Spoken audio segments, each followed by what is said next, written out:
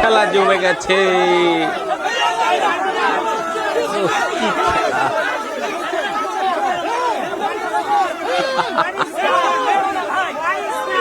সেই খেলা সেই খেলা সেই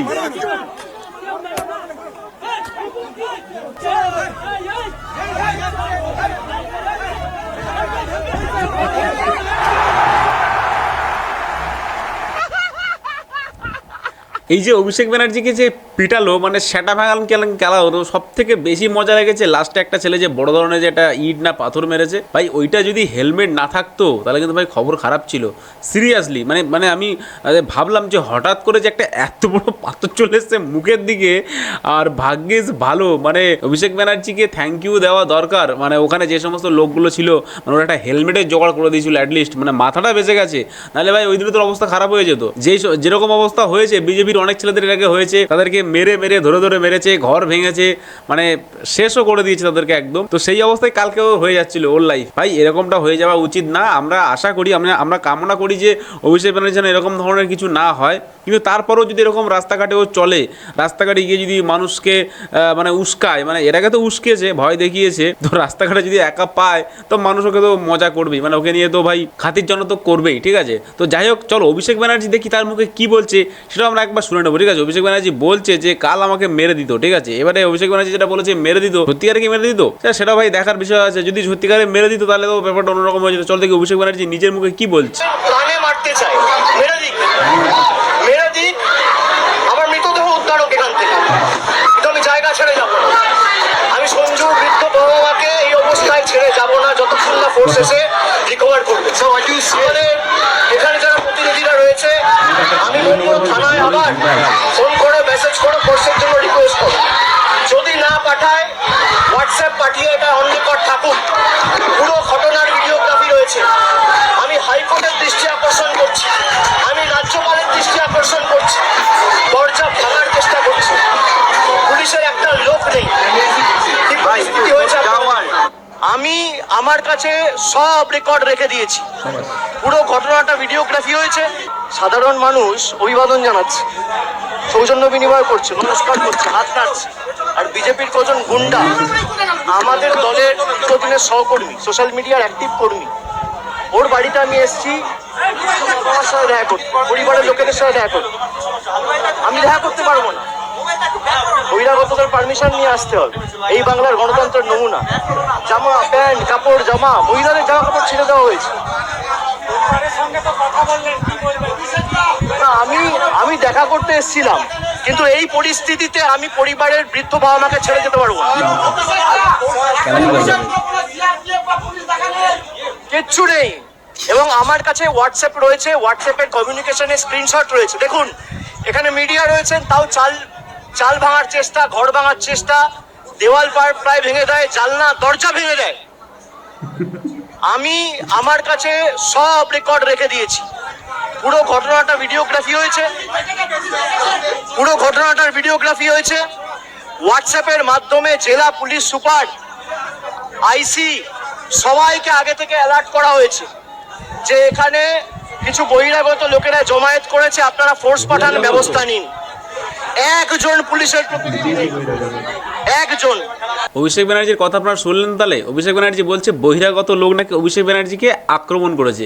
তাহলে সোনারপুরে সব কি বহিরাগত লোক? আমার তো মনে হয় অভিষেক নিজেই ছাড়া বহিরাগত মাল। কোথাকার মাল কে জানে না, শুধু পিসি মারে ভাইপো বলেই চালিয়ে দিচ্ছে। তার বাবা মাকে, তার কোথায় থাকে, তার নামে হয়তো 20-25টা 40টা ফ্ল্যাট থাকতেই পারে, কিন্তু ও কোথাকার মাল এটা বাংলার মানুষ কিন্তু জানে না। তো সোনারপুরে গেছে, সেখানে গিয়ে সেই জায়গার মানুষগুলোকে বলছে বহিরাগত। এই শালা মানে মার খেয়েছে, ঠ্যাঙান খেয়েছে, তো বেশ ভালোই হয়েছে। কিন্তু ভাগ্যে ভালো হচ্ছে এখানে মানে মিলিটারি গিয়েছিল, মানে ব্যাটালিয়ান ফোর্স গিয়েছিল এবং অনেক পুলিশ গিয়েছিল, গিয়ে ওকে বাঁচিয়ে নিয়ে এসছে। তাহলে এই সমস্ত কথাবার্তা বলা, মানে কোনো মানুষের এলাকায় গিয়ে তাকে অপমান করা, তাদেরকে ছেড়ে দেবে? কোনোদিন ছাড়বে?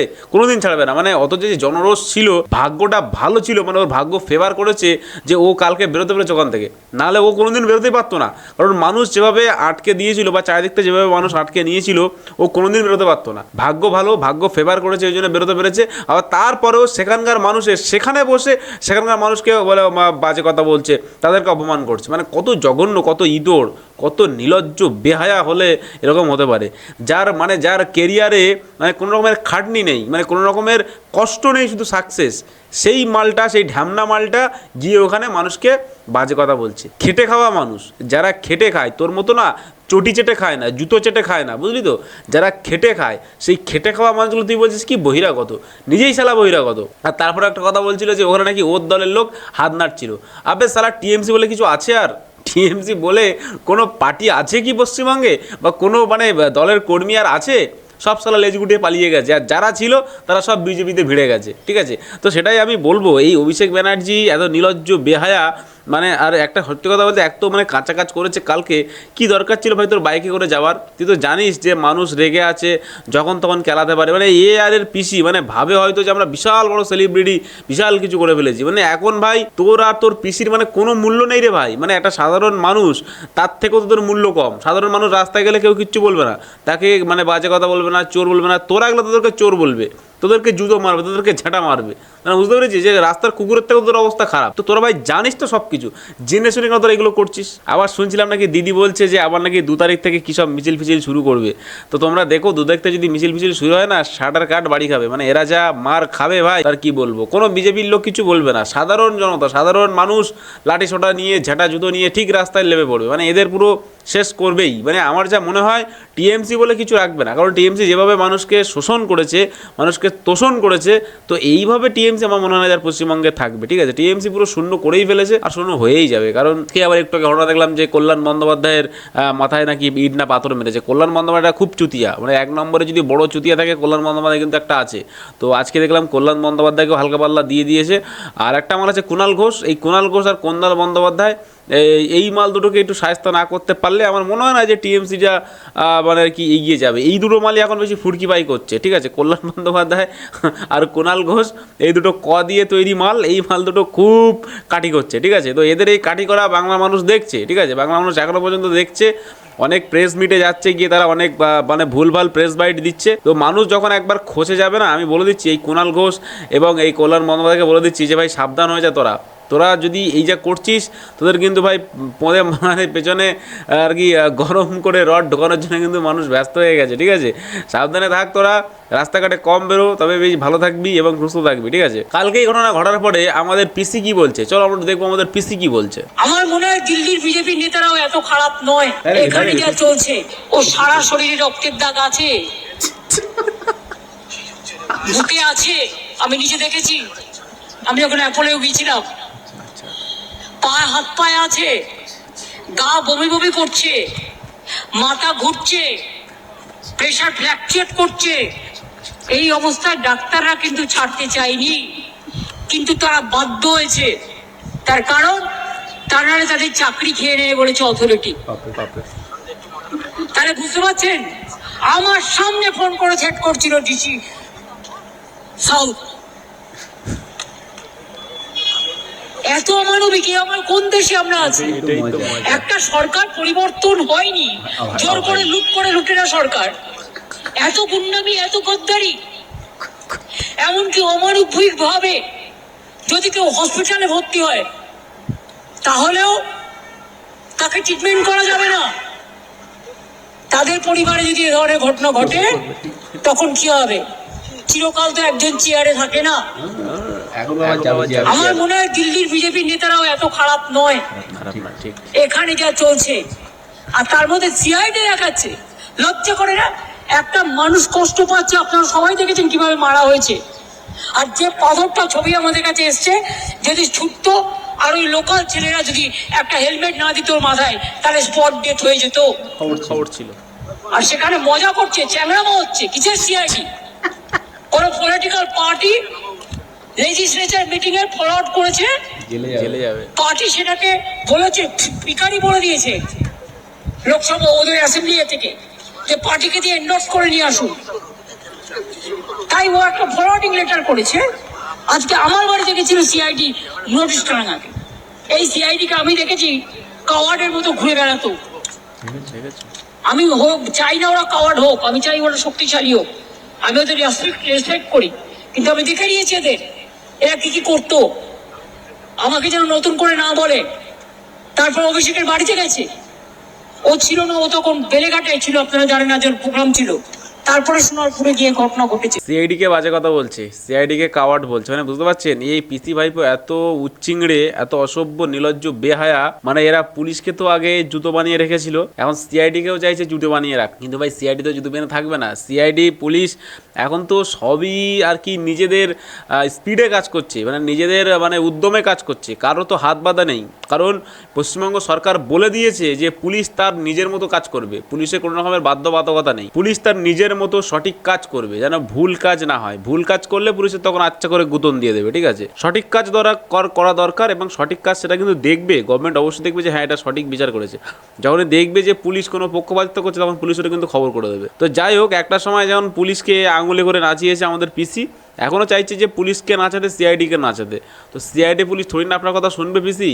এখন আপনি কোথায় যাবেন দেখুন, আপনি এখন মানে ওই যে কৈলাসে যাবেন, না এখন বৃন্দাবনে যাবেন, কোথায় যাবেন, না ওই যে মন্দিরটা বানিয়েছেন আপনি দীঘায়, সেখানে গিয়ে বসে আপনি জব করবেন? আপনি তো জব টব করেন না, আপনি কি করবেন আর আমি জানি না। সালা পার্টিবাজ লোক, সালা পার্টি করবেই, মরে গেলেও সালা পার্টি করবে। আমি দেখেছি এই কুণাল ঘোষ, তারপরে এই আমাদের পিসি, সালা বয়স শেষ হয়ে গেল, মানে পুরো মৃত্যু মানে এসে গেছে, মানে এদের মোডালিটি 90% মোডালিটি আছে। তো এই যে 90% মোডালিটিতে এরা তাও পার্টিবাজ করবে, মানে ভাই পার্টি একটা এমন বাজে এবং নেশা গন্ধযুক্ত জিনিস, যে একবার এই নেশায় ঢুকে গেলে ভাই জীবন শেষ। মানে এই আমি সবাই বলবো, আমাদের মানে যুবক শ্রেণীর যারা আছে তাদেরকে আমি বলবো যে আপনারা কোনোদিন এই পার্টিতে ঢুকবেন। দেখুন সামনাসামনি দেখুন, আপনি উদাহরণ দেখুন যে পিসির এই পার্টিবাজ করার জন্য ভাইপো আজ কি অবস্থা। মানে ভাইপো নিজে তো পা মানে মাটি দিয়ে চলতো না, ভাবতো যে বিশাল কিছু, বিশাল বড়, কেন্দ্রকে বাজে কথা বলতো, স্বরাষ্ট্রমন্ত্রীকে বাজে কথা বলতো, মোদিজিকে বাজে কথা বলতো, মানে আর পশ্চিমবঙ্গে যারা বিরোধী ছিল তাদের তো ভাই কিছু পাত্তাই দিত না, সবাই কে বাজে কথা, সবাই কে অসম্মান করতো। মানে বুঝতে পারছেন যে পার্টিবাজ কত নেশা, কত বাজে জিনিস। মানে এরা যখন ক্ষমতায় ছিল যা খুশি তাই করেছে, যা খুশি তাই করেছে, কোনো মানুষকে এরা সুবিধা দেয়নি, কোনো মানুষকে সম্মান দেয়নি। আজকে সেই সম্মান কিন্তু ভাই মানুষই ছিনিয়ে নিচ্ছে। সেই মানুষ পাথর মেরে, লাঠি মেরে, ঝাঁটা মেরে, জুতো মেরে, ইট মেরে, পাটকেল মেরে ঠিক এদের সেই সম্মান ছিনিয়ে নেবে। এবারে একটাই জিনিস দেখার বাকি, যে আমাদের দিদি কখন যাবে, দিদি না মানে পিসি রাস্তা দিয়ে যাবে, মানুষ কখন একটু আদর করবে, একটু ডিম ভাজা খাওয়াবে, সেই দিনটা দেখার ইচ্ছা আছে। জানি না কবে আমরা দেখতে পাবো, কিন্তু অভিষেকের যে পচা ডিম খাইয়ে দিয়েছে, এটা থেকে ভাই পশ্চিমবঙ্গের অর্ধেক মানুষ বা পশ্চিমবঙ্গের 90% মানুষ ভাই বিশাল সুখী, বিশাল খুশি, সবাই ভাই বিন্দাসে খুশি আছে যে না এই মালটা, এই চাটা একটা সময় যা বদমাইশি করেছিল, সাধারণ মানুষকে মারার হুমকি দিয়েছে, সাধারণ মানুষকে পিটানোর হুমকি দিয়েছে, এর তো ভাই পিটানো বানতাই হে। তো সেই জন্য সাধারণ মানুষ ওকে ঠিক পিটিয়ে দিয়েছে, হ্যাঁ ঠিক আছে। কারণ ভাই সাধারণ মানুষ, জনতা, আমরা হলাম সাধারণ মানুষ, আমরা হলাম জনতা, জনতার সঙ্গে ভাই পাঙ্গা একদম না, ঠিক আছে। ঢ্যামনামি করো, বদমাইশি করো, তুমি তোমার পার্টিতে করো, তুমি তোমার পার্টির লোকের সঙ্গে করো, তোমার পার্টির লোকে তুমি জুতো চাটাও, তুমি যাই পারো করো, তুমি তাদেরকে মারো, পেটো, যাই পারো করো, তোমার পার্টির লোকের তুমি করো। কিন্তু সাধারণ মানুষ, আমরা হলাম সাধারণ মানুষ, সাধারণ মানুষের সঙ্গে একদম বদমাইশি নয়। সাধারণ মানুষ কিন্তু ভাই জবাব দিয়েছে, সাধারণ মানুষ আবার জবাব দেবে। সাধারণ মানুষ জানে কখন তাদেরকে আওয়াজ তুলতে হয়, কখন তাদেরকে ডিম ভাজা খাওয়াতে হয়, কখন তাদেরকে পরোটা খাওয়াতে হয়, কখন ঝাঁটা, কখন জুতো, কখন খাওয়াতে হয়, সাধারণ মানুষ সেটা ভালোভাবেই জানে, ঠিক আছে। তো আমি এটাই বলবো যে পিসিকে সাবধান থাকতে বলবো, কল্যাণ বন্দ্যোপাধ্যায় এবং আরও যারা আছে, মানে এই টিএমসি ছত্রছা যারা আছে এখনও পর্যন্ত, তাদেরকে বলবো সাবধানে থাকবেন। অবশ্যই আপনাদের আরোগ্য কামনা করি। আর দেখবেন একটু রাস্তাঘাটে যখন বেরোবেন অবশ্যই চারিদিকে খেয়াল রাখবেন, ঠিক আছে। কারণ কে কোথার থেকে পাথরবাজি লোক কোথায় বসে থাকে, ঠিক আছে, জিহাদি ভাইরা, তারাও আপনাদেরকে অ্যাটাক মেরে দেবে, ঠিক আছে, দিয়ে বলে দেবে যে বিজেপি করেছে। এখন তো ভাই ওই চলে রাজনীতি। তো যাই হোক, আজকে ভিডিও এই পর্যন্ত। ভিডিওটি ভালো লাগলে অবশ্যই লাইক করবেন, চ্যানেল সাবস্ক্রাইব করবেন, তারপর একটা বড় ভিডিওতে। তবে ভালো থাকবেন, নিজেদের খেয়াল রাখবেন, বাংলা থাকবেন, বাংলাকে ভালোবাসবেন, আর মন থেকে বলে যাবেন ভারত মাতা কি জয়।